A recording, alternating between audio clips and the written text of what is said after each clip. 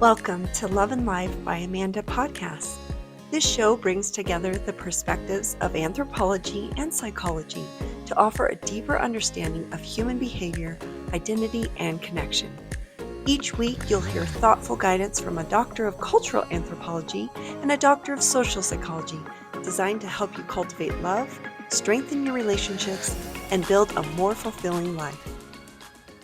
Hi, welcome to Love and Life by Amanda. I'm Dr. Amanda Harms, a social psychologist, and this is Dr. Matthew Harms. I'm a cultural anthropologist. And we are talking today about, for our very first episode, we're talking about why we're more anxious. And we're talking about, what are we, hypernormativity? Yeah, as a culture, as a group of people, why we are more anxious, why there's this underlying sense of perhaps despair, worry, uncertainty. And that does connect to the term that some have coined hypernormativity, or a facet of it. It also connects a little bit to normalcy bias as well. Okay, yeah. So something a little different. We're going to do a cultural and a psychological take on hypernormativity. Yes. Okay, so let's first discuss what is hypernormativity. Sure. Yeah. Well, there is, of course, a lot of crazy things going on right now, say in our own country, in other countries, hence around the globe. They're quite a departure from what we would consider normal everyday life, how things have gone on for the past 30, 40, 50 years. So it's an extreme departure, and there's a lot of chaos and uncertainty and change, and it's at a globalized scale, not just locally, but everywhere. So amidst all this, then, it is interesting to note when you look at people and groups all across the planet, a lot of them are still living life just as if nothing had changed or there was no chaos. And it is, in a way, a sort of coping mechanism. It's a coping mechanism, but it is interesting because normalcy bias plays into it. You're thinking, okay, everything is normal. I'm going to keep acting this normal way. Things, even though they're crazy or different, it's going to go back to the way it was, when most of the evidence tells you it isn't. But that cognitive bias, normalcy bias, keeps you acting in this same way. And so you tend to reject or not recognize all the chaos, corruption, destruction, and other things that are going on, and you just keep on living as if nothing is wrong. Well, and maybe we'll get into this more, but a lot of it is because people don't know what to do about it. True. We'll talk about that later, but people don't know how to deal with it and handle it, so they're just, okay, it's almost, they just kind of ignore it and just move on with their lives. So yeah, that gets to sphere of influence, doesn't it? Stephen R. Covey calls it, in psychology you're going to tell us what it is there, but Stephen R. Covey, always said, hey, we all have a sphere of influence, whereby we have some reach that we can actually do something. Our actions will make a difference. It only goes so far, and then everything outside where we can't make a difference is outside of that sphere of influence. But in psychology, how do you all think about it? We call it locus of control. So there's the internal locus of control and the external. A lot of people should have more of an internal locus of control because it helps you to identify what you have control over. Whereas if you have an external locus of control, then you're blaming everything else on what's happening on to others you. or things elsewhere. Yes. Yeah. And when we have an internal locus of control, that's like our sphere of influence. What can we influence around us? Yes. Okay. But we'll talk a little bit more about that later on what we can do. But let's talk about technology, globalization, and Communitas and how that affects Communitas. But first of all, I think you need to define Communitas and what that means. Okay. But Communitas is a feeling. It is a feeling of connection, of community that a group of people can generate and have. It's when their lives are more interconnected, they're a little bit more aware of each other, they have some common ties, some common bonds. They engage in common activities, have at least a core set of common beliefs and values. They might even belong to, the same uh, umbrella religious group or religious belief or set of practices. So their lives do intertwine, and there's interdependence between them all. And when you feel that, and you feel that level of connection and engagement with everybody, that is communitas. Okay. So Communitas, so in another way, it's small groups, shared rituals, the Shared culture, maybe values. the community you have around you. So would that be like your family, and then your community, like your church community? Yeah, communitas is usually felt with your family, with people that you live with on the same street or block where you live, in your church community. A lot of church communities, right, extended out further into an area of a city or town where you all send your kids to school, maybe where you've all gone to school together. So all of that together creates a community. And then if you are truly community in the best ways possible, then you have communitas, that feeling Okay. of unity and connection. Okay. Which is good because we need connection. Globalization, Yes. what is that and how does that play a role in Communitas? Okay. So globalization, in the way that anthropology looks at it, it's been going on a long time, but it hasn't been a significant player in our culture and in our lives until you get to the Industrial Revolution and colonialism. So you have Europe expanding out across the planet, right? Building empires, um, pushing their culture, their economic systems on others, and it's changing the culture of those others. Whether it was Southeast Asia, whether it was Polynesia, whether it was the Americas. So it basically causes culture change, it causes culture clashes, it changes economic systems, and it changes people's lives. So it's really moved more quickly and become more of a force, a presence in our lives ever since colonialism. But then it really increased since the end of World War II. So now we have technology and economic systems and cultures all around the world that are being affected and changed at a faster rate. And we're all more aware of each other. Mm, So culture change, economic system change, that is what globalization is all about as a process. okay. And so that would affect Communitas Absolutely. in yeah, Yeah. of course. Yeah. It definitely does affect communitas. I mean, it'll bring cultural change. Communities that say had traditional ways of connecting with each other, doing rites of passage, rites of intensification, ways in which their lives always interconnected with interdependency there at a local level. That's no longer the case. People are having to leave those communities to get work. Land use, land ownership has changed because of globalization. People have Mm, had to outmigrate, leave. It breaks up families, communities. You don't have as many three generation families anymore. So it does significantly change and work against communitas. It makes it harder to have communitas. mm, okay. Let's switch over to technology. Sure. What about technology? That digital connection that we think we have.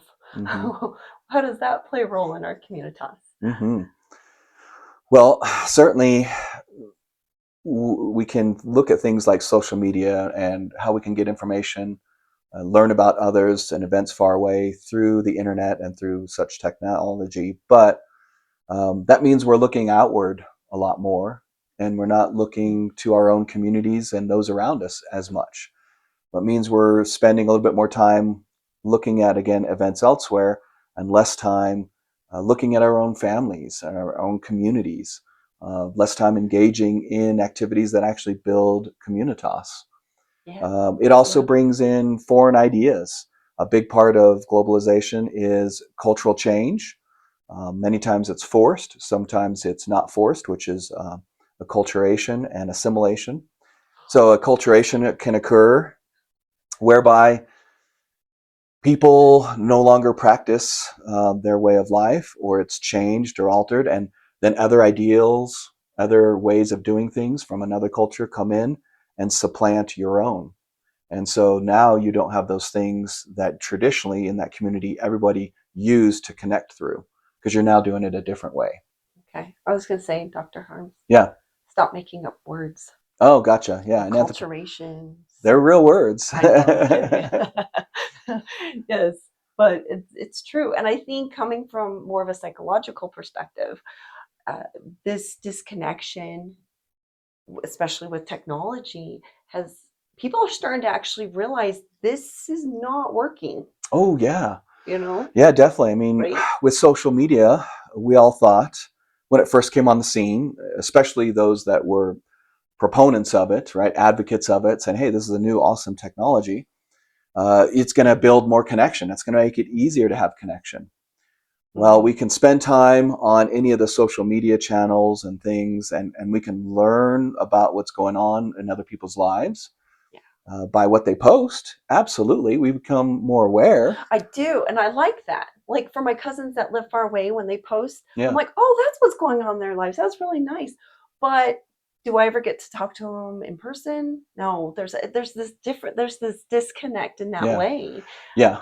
But Very much. but I think we need to. It's more important that we start connecting with the people that are around us, that we do have that sphere of influence with, and that way we're getting that connection. You Mm-hmm. know. Yeah.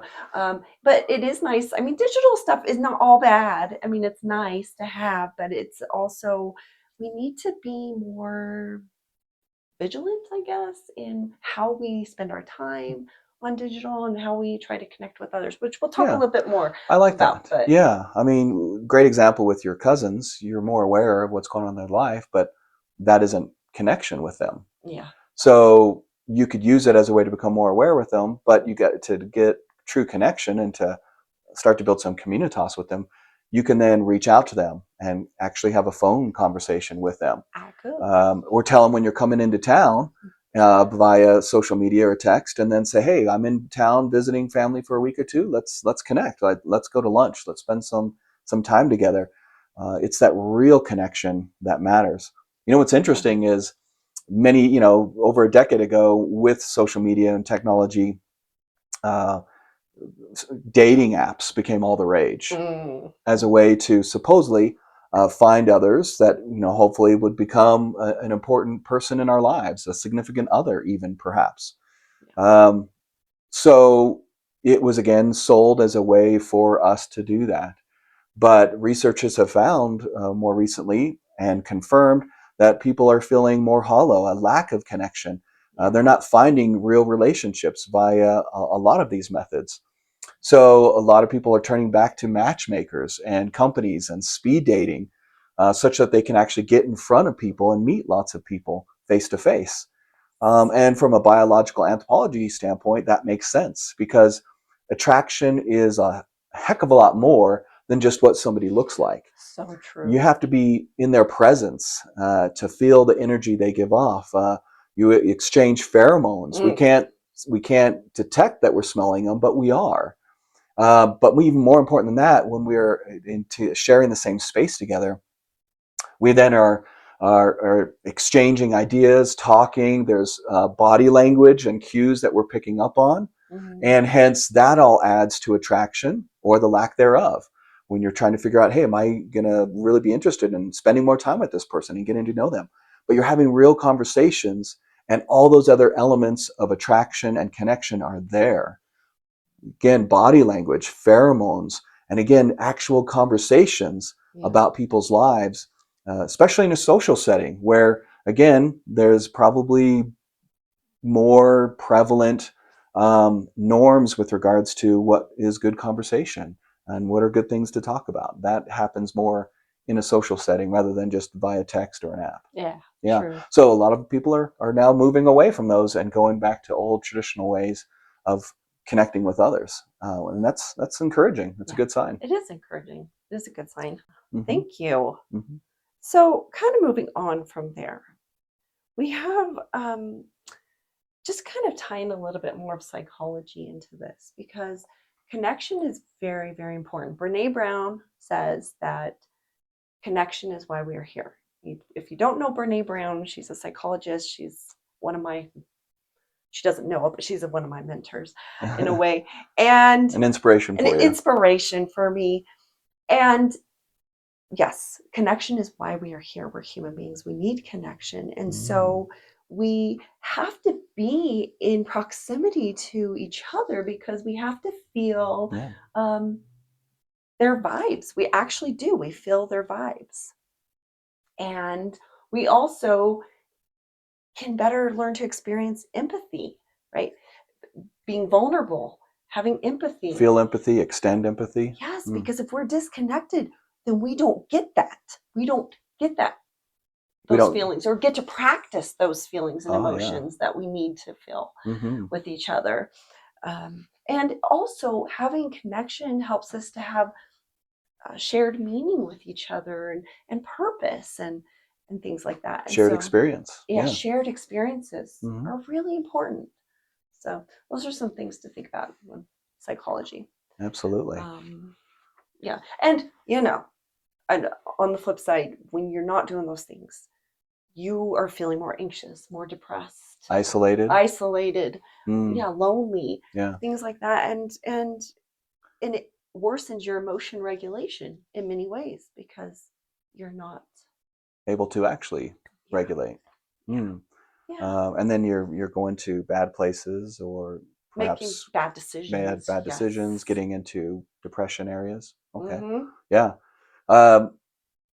Anthropology has dived into psychology, but obviously not as deep as true psychology.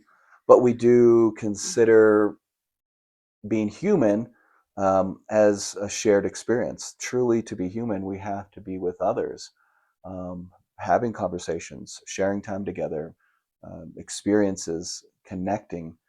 Without it, we can say someone isn't truly human without it. Yeah. It is a central thing of what makes us human. That's true. And talking about isolation that you just discussed a little bit. Yeah. I had remembered watching this guy in Alaska, and because he had a camera, Oh, and he would video you watched himself. a video on him, and then you watched those videos. Yes, okay. Yes. Oh. And he was in Alaska by himself in a cabin, just living off the land. And for how long? For like, I don't know. It was like, I want to say 40 years. Multiple decades. Yes, multiple decades. Wow. Alone. And so, yeah, he may be human, but he's not truly having a human experience. Exactly. Yeah. Without connection. I mean, he could, if he was able to spend more time with humans again at some point. I'm never going to say he's not a human, right? As a species, as a being, as an organism, but he's not truly human in the sense of having socially connection, engagement, that comes from conversation and sharing lived experience together. Exactly. Yeah. Now that's the extreme. But when we are in our own homes and think, there's been times where I've been lonely that I didn't reach out because I'm an introvert. I like to be alone a lot, but I do need that connection. Introverts need to have connection, which is hard. And so there have been times when I've been lonely at home, and you're scrolling on your phone. Yeah, you're getting dopamine while you're scrolling, but it's almost like this. You feel empty inside afterwards. It's a fruitless exercise because, and you can explain it better than I can, but that dopamine helps you feel good for during that moment, but once that's done and you don't have true connection at the end of it, then that's where that hollowness, that emptiness comes in. It's not lasting. Yeah, but not durable. Yes, that too. Yes, but you know what is more durable? What? Oxytocin. Yes. Right, the hugging hormone, the one that in your limbic system, when you're around people, you have these feelings, that oxytocin comes, and it's longer lasting, and it feels good, and you feel good, and it lasts even after the person leaves. So think about that, right? Yeah, definitely. Like after our first date, right? I kept thinking about you and having all these great feelings for a long time after. So that's why I definitely arranged a second date. Yep. Okay. And 29 years later, here we are. um, all right. So when we talk about isolating, Mm, right? Um, if you're isolating, it is harder for you to make and keep friends, mm, right? yeah. You don't have those shared rites of passage, and I don't think we talked about the shared right. If you're an anthropologist, you know about the rites of passage. Mm, So explain what a rites of passage is. sure. Yeah. Well, most every human group has various rights, and first and foremost, those are ceremonies that have prescribed behaviors, responsibilities for all those that are involved. But importantly, they connect everybody that is involved, and it's usually not only just at the family level, but at some sort of community level. So it involves lots of people, and depending on what type of rite it is, it has a different purpose. So a rite of passage is to usually mark the end of one stage of one's life and the beginning of another. Yeah. The putting off of certain responsibilities and things that you focused on at that previous stage, and rather now focusing on the responsibilities of this new stage, and of course, what you need to focus on there. And then everybody involved is recognizing that change, recognizing that you're now at this new stage of life. So, of Yeah. course, one that we've all heard of, which you mentioned, is rites of passage. So pretty much all cultural groups have these. Some are very pronounced, are very easily seen and noticed, and more prominent. In other cultures, no longer the case, right? They're more simple. They don't last So long. They aren't as involved. So I could give us an example. yeah. A rite of passage for many groups um, is leaving behind childhood and going into adulthood. So you have quinceañeras that come from Hispanic cultures that mark a young girl going into womanhood, being an adult, usually Yeah. around age 15. And that's when they hold this big party and everybody recognizes it, celebrates her now becoming an adult and a woman. And they celebrate that, and everybody recognizes her now in this new role. Same Mm-hmm. thing, save those of practicing Jewish culture with bar and bat mitzvahs for girls or boys, again, marking them becoming an adult. In, say, just Western culture here in the US, we don't have too much. I mean, some people can say Yeah. graduating high school is a little bit of a rite of passage. Yeah. Family and some others in the community recognize you leaving behind childhood and now accepting the responsibilities of being an adult in the community. So, in some ways, that is also a rite of passage. But most cultures do have some sort of equivalent. And then there Yeah. can be even rites of passage for when you leave parenthood and become a grandparent, an elder, so on and so forth. Okay. Mm-hmm. Yeah, I think those are really good in the fact that you're with other people and you're not alone. You're Yeah. not isolated. You're doing the rites of passage and things like that. Um, so but that's the problem is if you don't have a lot of people in your life, you don't get to do those rites of passage as much. But Mm. that's okay. I mean, Yeah. I but mean, if you are isolating and you don't do that, you're not celebrating that change, or they're not celebrating it or recognizing it with you. yeah, Yeah, that can it's further deepen isolation, can't it? yeah something to think about. Mm. Especially in our culture, we don't really have elders or mentors anymore. Like we have elders, but we don't look up to them as a source of Information, knowledge, information. wisdom. Yes.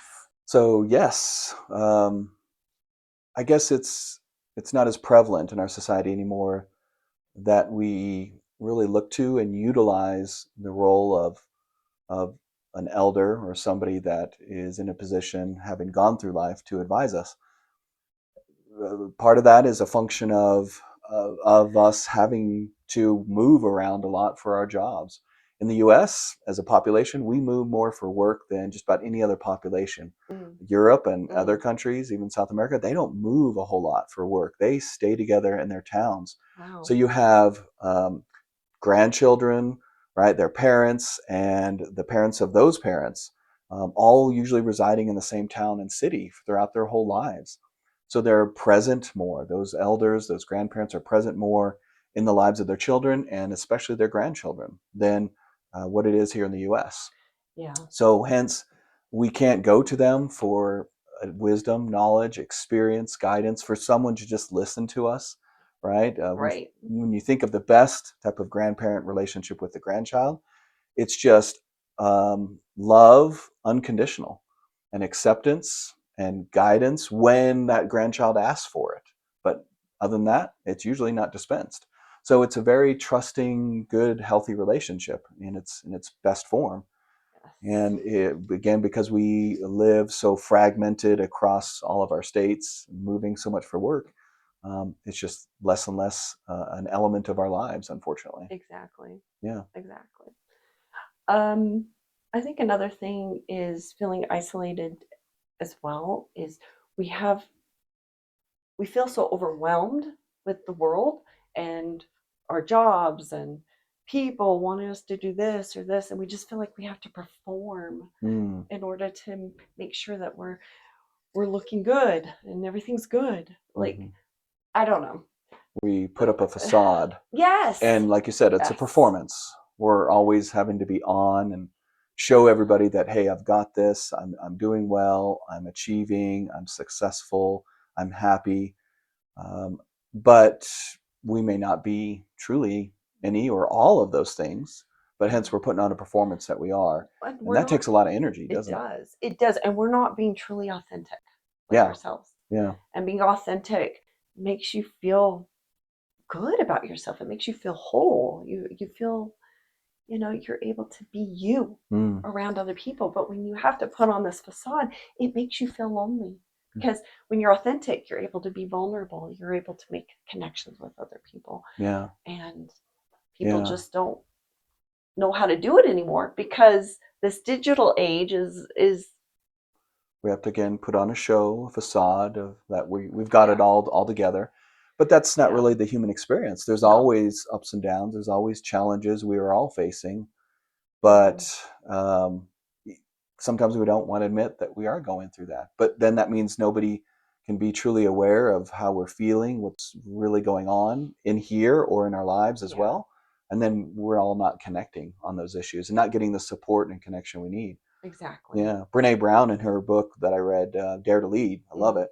Mm-hmm. Really talked about that armor that people can put up, and she makes the case that hey, the vulnerability she's talking about that we should have isn't that where we're in a position to be attacked, but rather we don't have armor on, such that we can truly connect with others and allow others to see us for who we are and really connect to us as well. Mm. So true. So true. Let's tie that a little bit into mental health here. Mm, Mental health, of course, when we're feeling this way, we're feeling this hypernormativity uh, and feeling isolated and all those things. Of course, we're going to feel more anxious. We're more anxious than ever. People are on medication for anxiety and depression more so than ever mm, because I think it's because they're not getting the connection that they need. And this is going to be for another, you know what? It may be our next podcast, yeah. emotional maturity. Oh, yeah. Yeah. And we're not emotionally mature or enough as a Mm, society in our culture because we're not trying to connect with others. mm. And of course, connecting with others requires you to be vulnerable. And vulnerability is scary. And people don't want to feel scared. And so they kind of Yeah, pull what's the back word? in Yes, and don't yes. put themselves out there to connect. And they Mm, don't do that. yeah, And so we feel more anxious. We feel more depressed. We make more bad decisions because when you're under chronic stress, you make worse yeah. decisions. So, and a lot of that anxiety probably comes from that performance nature too. Yeah. So we always got to be on and be just right. Yes. Yeah, Yes. Let's just talk about the young adults for a second because sure. we have had four, almost now five young adults leave our home. And because they were leaving our home, they had this hard transition period from 18 to like 21. There's this hard transition period of becoming an adult. It's almost a rite of passage. of becoming an adult. So you're a young adult trying to become this adult. I tell you, these people, these kids, a lot of these kids have never felt more isolated than they do now because of because of culture and the digital era that we're in. Mm. And again, life ways that we have now. I mean, most of them have had to move far away for college, for military, due to marriages and a spouse being in the military. So again, that takes everyone away from the community wherein they could have communitas. So now they are physically isolated. That leads then to social isolation as well. Yes. Disconnection from their family and friends. Yes. Mm-hmm. Yes. And it's not easy for these young adults. It's hard. I don't know if you remember, but our son Logan, when he was like 18, 19 years old, he got a job and his boss was very kind of mean to him. He was mocking him and shaming him for still living at home. Yeah, when he was just 18, working a part-time door-to-door sales job. I know. This guy was, mocking him for not being able to support himself, transportation, food, a home or apartment, on part-time, measly wages. Yeah. I think that really is good to compare. I mean, that guy probably forgot that, hey, the situation when he was a young adult was quite different, socioeconomically at least. Way different. Yeah. In our day, yes, you could go off and get a job and get an apartment. Yeah, we did. For like $395 a month.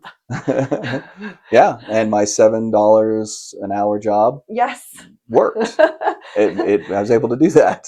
And so, but nowadays, like kids can't do that, and so this society that these young young adults are in, it's difficult for them. Yeah, because of our culture and everything for them too. Yeah, and so data I bring up in some of my cultural anthropology classes that connects into globalization and other facets, in various sections that we're exploring at the time. It points out the reality that from the 1950s onward, wages have not kept up with the cost of living.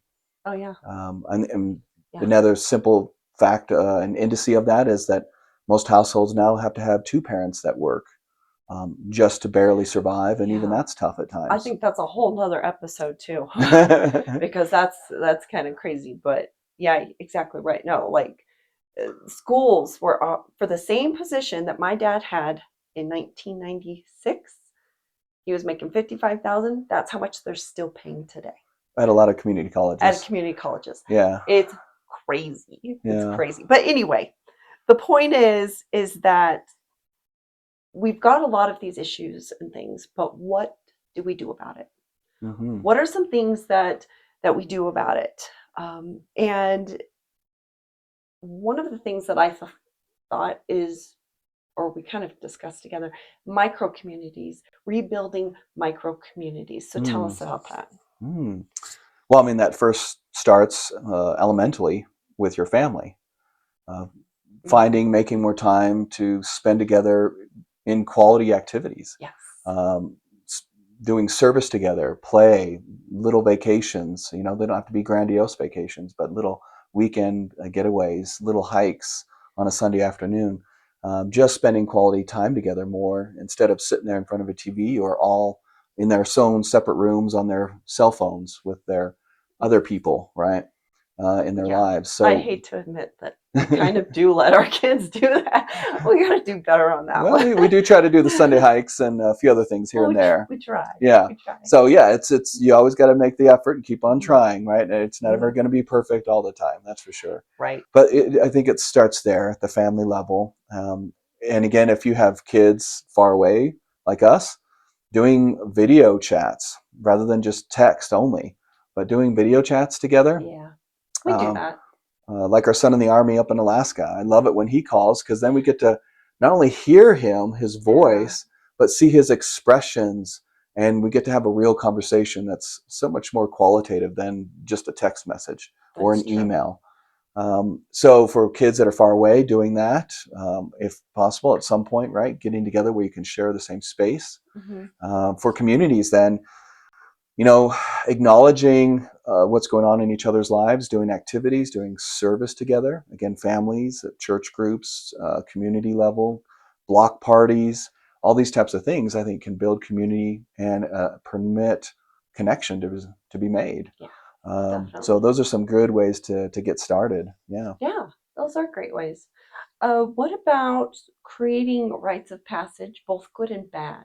Mm. So not just creating, but being a part of those Hmm. rites of passage, both good and bad. And I say good and bad because when we talked about rites of passage, we're talking about um, quinceañeras and Bar bar mitzvahs mitzvahs or and things like that. Those fun things, weddings in weddings. a Yep. way, That's. graduation. Those are all really good. But what about those times like for us, we have a family group text that Hmm. we text people when if someone's having a hard time and we say, hey, could we get prayers for this? And so we text Yeah. to pray for so and so and kind of talk about the negative, and maybe they're not Or necessarily the rites of passage, but they're it's a method by which we can become more aware of the challenges we're all facing and find ways to lend support to one another.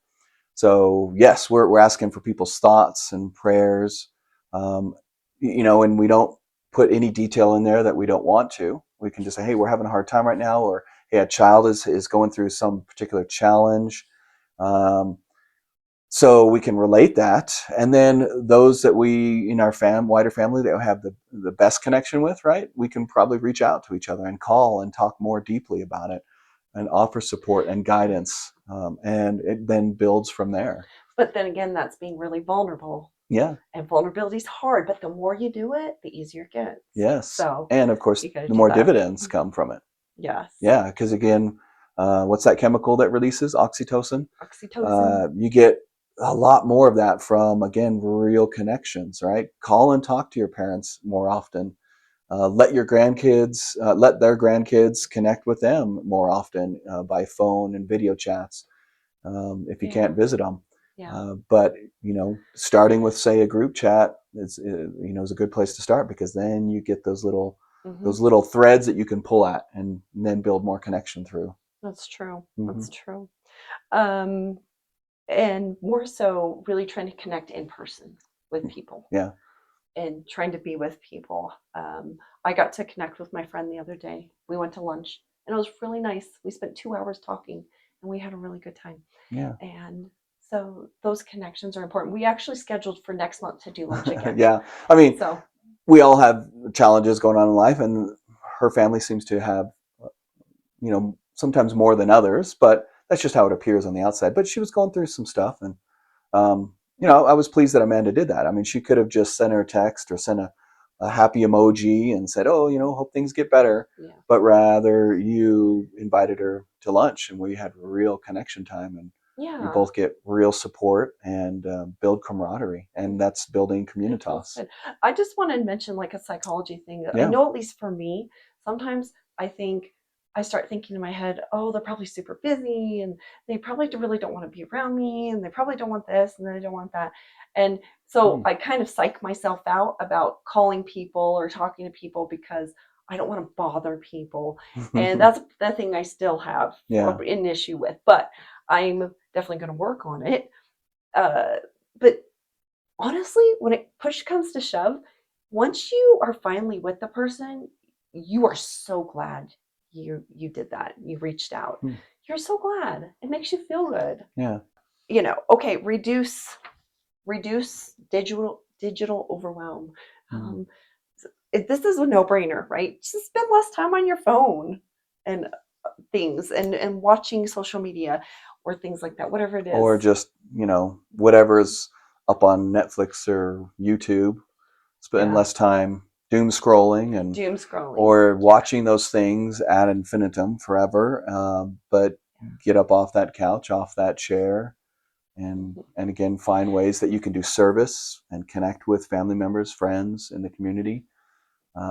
Yeah, even doing more exercise and inviting someone along with you, walking a dog, etc. Those are all going to be activities that are going to enable connection. Yeah. Yes, definitely. Okay, one really important one too is values. Mm.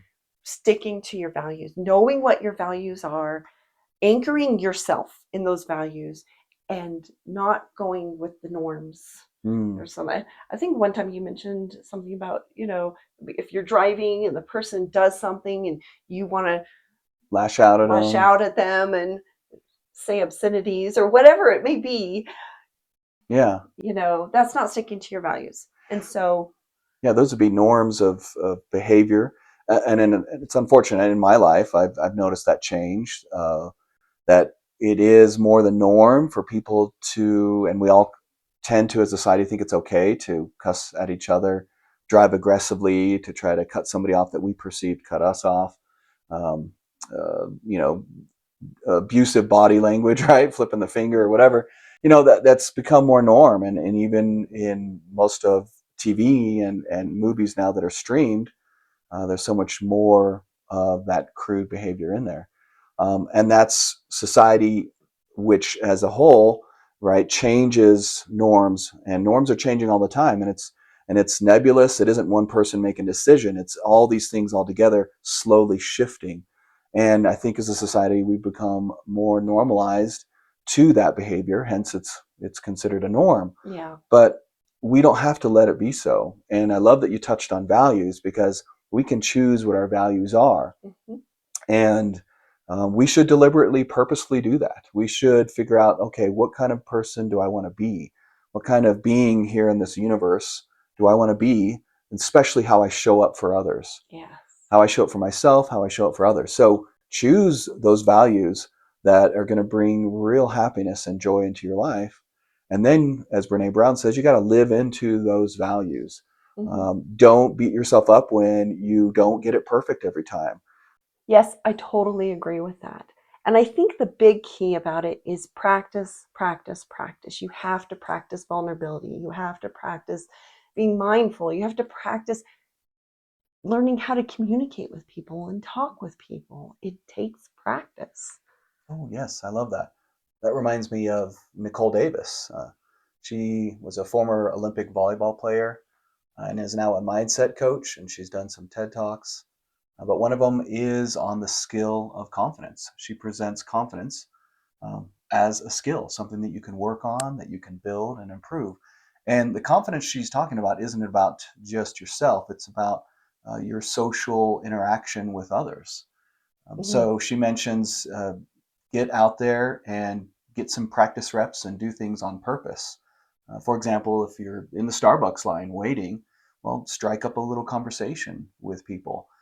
That's putting yourself into slightly uncomfortable positions, but you're going to get more used to it, accustomed to it over time the more you do that.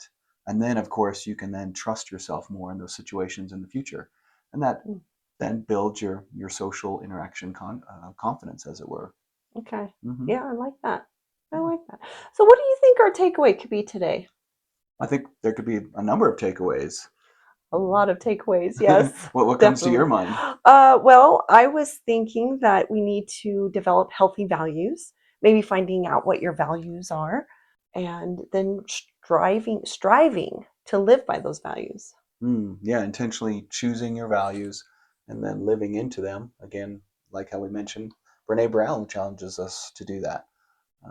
And be mindful that, hey, at times we won't always get it right every single time. And if that, I guess, affects relationships with others, to give yourself some grace, but then apologize to the others and say, hey, I didn't in that moment live up to the value that I really want here. I'm sorry, and try to rebuild from there. Okay. But yeah, choose your values, live into them. Yeah. Hmm. And maybe getting more involved in your community or whatever that may be. Yeah, get those real connections with people out there in the community, with your family members more. Seek for those real moments of engagement and connection through having conversations, whether on the phone, in person, doing more service in the community, connecting with those more around you. That's certainly going to build that communitas that we were talking about. Yeah, Hmm. definitely. Hmm. I don't know. Any other insights on how we should? I mean, it's hard. There's lots of stuff. Yeah, It could take a whole nother podcast. there is a lot of stuff. So, well, thank you for being with me today, and for next time, Sure. Yes. Thank you. which we will probably talk about emotional maturity and how do you become more emotionally mature. So that'll be really fun. I look forward to it. And thank you so much for joining us today on our podcast. And we'll see you next time. Yep. See you next time.